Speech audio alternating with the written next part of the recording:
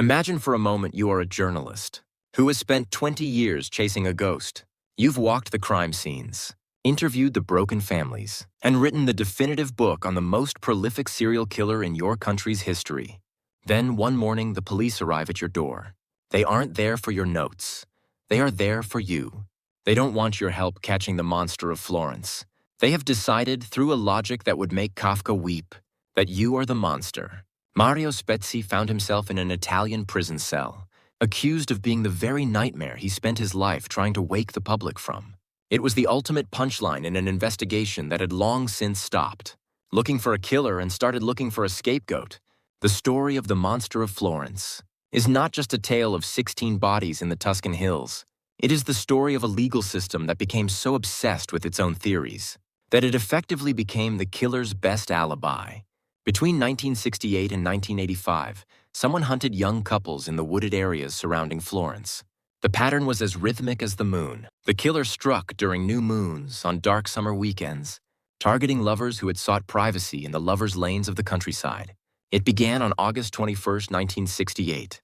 Barbara Locci, a woman the locals called the Queen Bee, was parked in a secluded spot with her lover Antonio Lobianco. In the back seat, Locci's 6-year-old son Natalino was fast asleep. The killer approached and fired a .22 caliber handgun through the window, killing both adults. According to accounts that still chill the Italian public, the killer then allegedly carried the sleeping child away from the carnage, purportedly singing to him before leaving him at a nearby farmhouse. Natalino woke up and told the farmers, "My mama and my uncle are dead in the car." It was a haunting opening act for a 17-year spree.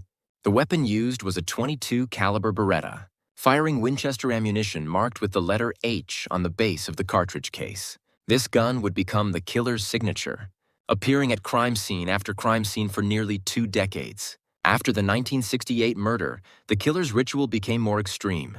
By the mid-1970s and early 80s, the female victims were not just shot. They were removed from the cars and subjected to surgical mutilations. The killer would use a knife to excise the pubic area, and, in the final 2 cases, the left breast. These were not random acts of violence. They were trophies taken with a cold, clinical precision. The timeline reveals a predator who was willing to wait, sometimes for the better part of a decade, for the perfect moment to strike. Between the first murder in 1968 and the second in 1974, there was a 6-year silence that investigators struggled to interpret. Then, another 7-year gap followed from 1974 until 1981, suggesting a killer who could effectively switch off his compulsions for long stretches. When the violence resumed in June 1981, it did so with a terrifying focus. Giovanni Foggi and Carmela Denuccio were murdered near Scandicci, and for the first time, the killer performed a ritualistic excision of the female victim's pubic area.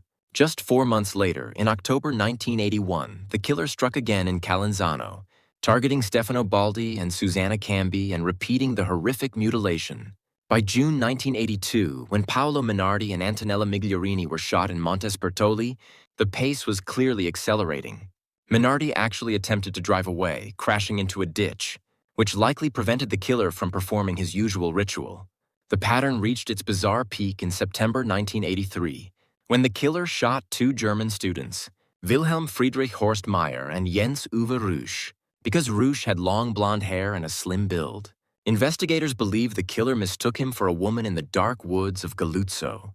Then came July 1984, where law student Claudio Stefanacci and Pia Rontini were killed near Vicchio. This time, the killer added a new trophy to his collection, removing both Rontini's pubic area and her left breast. The final act in September 1985 was perhaps the most brazen. Jean-Michel Cravechvili and Nadine Moriot were French tourists camping in a tent in the Scopeti woods, far from the usual lovers' lanes. Because they were foreigners, no one reported them missing immediately, which gave the killer time to mail a taunting envelope to prosecutor Silvia Della Monica. Inside was a piece of Nadine Moriot's breast, a gruesome challenge to the authorities who were clearly outmatched by a killer who didn't even need his victims to be Italian to find them. While the killer was perfecting his grisly craft, the Italian authorities were busy perfecting the art of the wrong turn. Their first move was a classic piece of tunnel vision. They looked at Barbara Locci's husband, Stefano Mele. He was the jealous husband. She was the queen bee. And the case seemed like a simple crime of passion. Mele was convicted in 1970 and sent to prison. The police dusted their hands and moved on, ignoring the fact that the murder weapon was still out there. The problem with a simple theory is that reality has a habit of shooting it full of holes. In 1974, while Mele was still sitting in a prison cell, the .22 Beretta resurfaced. Pasquale Gentlecore and Stefania Pettini were murdered near Borgo San Lorenzo. The ballistics were an exact match to the 1968 crime. This should have been the moment the system admitted it had failed, released Mele, and started a real manhunt. Instead, the investigation pivoted into what became known as the Sardinian Trail. Because Locci was Sardinian, the police became convinced the killer must be part of a Sardinian clan.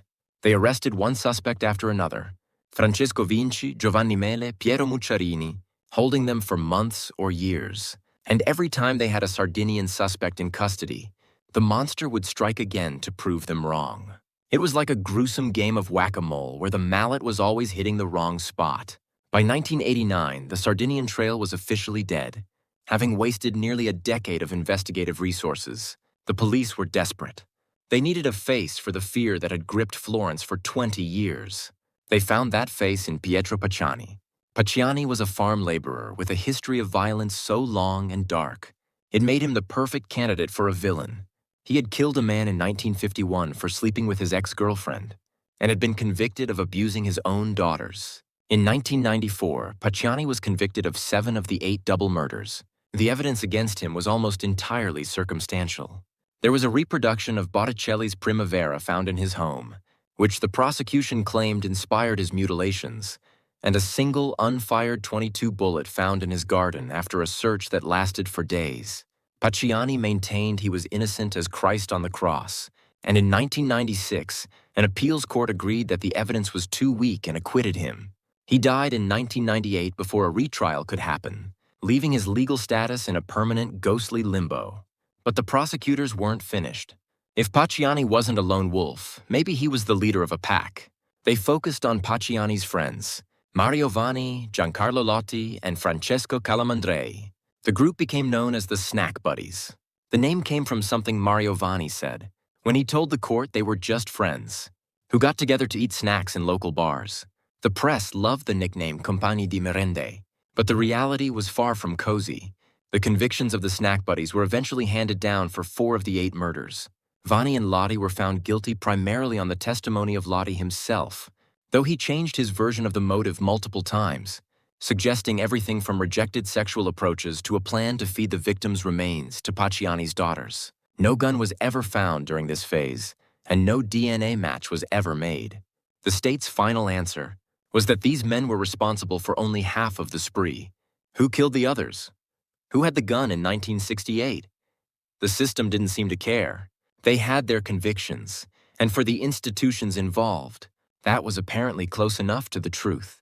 As the 1990s turned into the 2000s, the investigation moved from the mundane to the surreal. Enter prosecutor Giuliano Mignini. Mignini wasn't satisfied with a few disgruntled farm workers.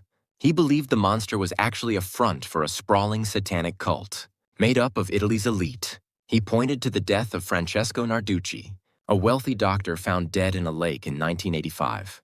Mignini hypothesized that Narducci was the killer and had been murdered by his occult co-conspirators to keep him quiet. Mignini's theory was a whirlwind of body doubles, secret rituals, and grand conspiracies involving 20 different people, including government officials. He suggested that Narducci's body had been swapped not once but twice. It was a narrative that felt more like a low-budget thriller than a legal proceeding. This same prosecutor would later bring this exact same demonic logic to the case of Amanda Knox, arguing that she was motivated by satanic rituals. In both cases, judges eventually threw out the satanic theories. For a total lack of evidence, Giuliano Mignini's vision for the case wasn't just a serial killer investigation, it was an epic battle against a shadow government of evil. His indictment named 20 different people, a cast that included government officials and law enforcement officers, all allegedly part of a conspiracy to murder Narducci to keep him silent about his role as the keeper of the monster's trophies. In 2010, this elaborate house of cards finally fell, when Judge Paolo Micheli dismissed the cases against all 20 defendants during a preliminary hearing, noting the complete absence of solid evidence. It was a staggering rebuke for a prosecutor who had spent years chasing ghosts. The irony reached a boiling point when Mignini himself was convicted of abuse of office for his conduct during the Monster investigation, receiving his own sentence while he was still actively prosecuting other high-profile cases. This is the same man who would go on to run the Amanda Knox trial with the exact same obsession for demonic motives. In Knox's case, Mignini argued she was demonically motivated, a claim the judge in that case also threw out because it wasn't based on facts. It seems Mignini wasn't just investigating a monster. He was trying to write a horror novel, where the ending was already decided before the first page was turned. During this period of investigative madness, Mario Spezzi, the journalist who had been following the case since the beginning, and American author Douglas Preston were working on their own investigation. They were critical of Mignini's theories. Mignini's response was swift and brutal. He arrested Spezzi in 2006, accusing him of slander, obstruction, and even participation in the very cult he was investigating. Spezzi was thrown into prison, and Preston was interrogated and effectively driven out of the country. The system had become so defensive that it began to devour anyone who pointed out that the emperor was not only naked, but was also looking in the wrong direction. Spezzi's arrest was not a joke, and for those who value the truth, it remains a dark stain on the history of the case. He was eventually released, and the charges were declared illegal, but the message was clear. The investigation into the Monster of Florence was no longer about the victims. It was about protecting the reputation of the investigators. While they were busy jailing journalists, they were ignoring evidence like the 22 bullets and newspaper clippings found in the home of another associate, Giampiero Vigilanti, who was never seriously pursued. The final collapse of the state's narrative came in 2024. Modern science finally got a look at the evidence that had been sitting in storage for decades. Researcher Lorenzo Iovino performed DNA analysis on bullets found at 3 separate crime scenes from the 1980s. He found the same male DNA on the bullets from all 3 attacks. This DNA did not match Pietro Pacciani. It did not match Mario Vanni or Giancarlo Lotti. Legally, this means the case of the Monster of Florence remains officially open, a wound in the Italian justice system that refuses to heal. Because the DNA does not match Pacciani, Vanni, or Lotti, investigators have been forced to look back at names that were previously pushed to the margins.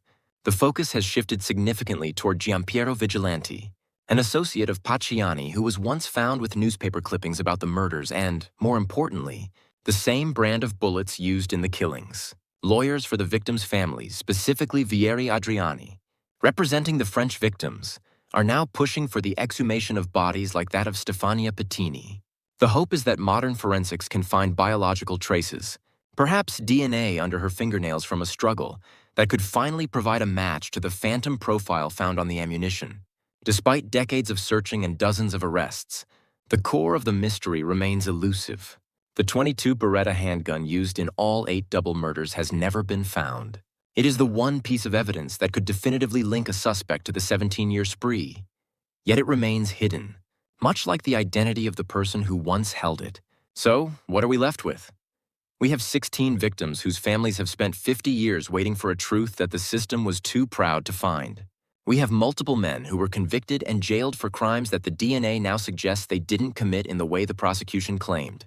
We have journalists arrested for doing their jobs. The Monster of Florence wasn't just a man with a gun in the woods. The monster became the machinery of the state itself, a machinery that was more interested in satanic conspiracies and saving face than in ballistic fingerprints and DNA. When the system built to find a killer becomes more dangerous to the innocent than the killer himself, justice isn't just delayed, it's murdered. The real Monster of Florence didn't just get away with it.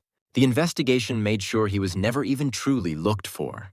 The case remains officially open, a perpetual motion machine of theories and cold leads. If you were a detective today,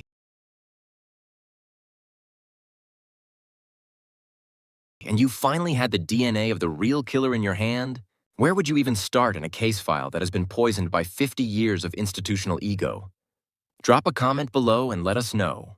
Is it even possible to find the truth when the investigation itself has become the primary obstacle?